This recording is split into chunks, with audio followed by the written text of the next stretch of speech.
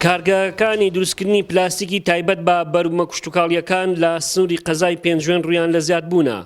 دروستکردنی ئەو کارگانە لە دوایەوە دێت کە لەلایەن جوتیارانەوە بە تایبەت لە وەرزی پێگەیشتنی بەرومە کوشتوکاڵەکان خواستێکی زۆری لەسەر و جوتیاران پێشتر بۆ دەستکەوتنی ئەو جۆرە پلاستیکە لە وڵاتانی دراوسێەوە هاوردەیان دەکردن.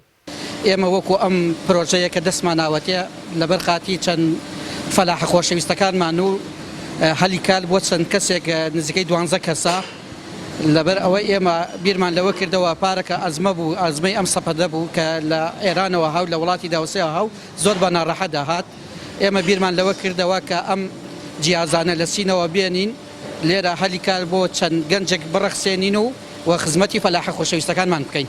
بوونی کارگەی لەم جۆرە دەتوانێت هەلی کاری زیاتر بۆ هاوڵاتیان دەستەبەر بکات و لە ڕووی نرخیشەوە با کەمتر لەسەر کڕیاران و جوتیاران بکەوێت.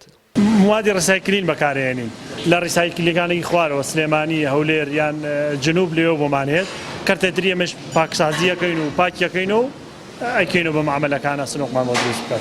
من لەم کارگای ئیشەکەم چەند گەنجێکی شاری پێنجوێنین هیوادارم داوا لە حکومەت دەگەین چەند کارگەی و کۆم کارگەیە هەبێت تاوەکو باری ئیش بۆ گەنجی شارەکەمان هەبێت.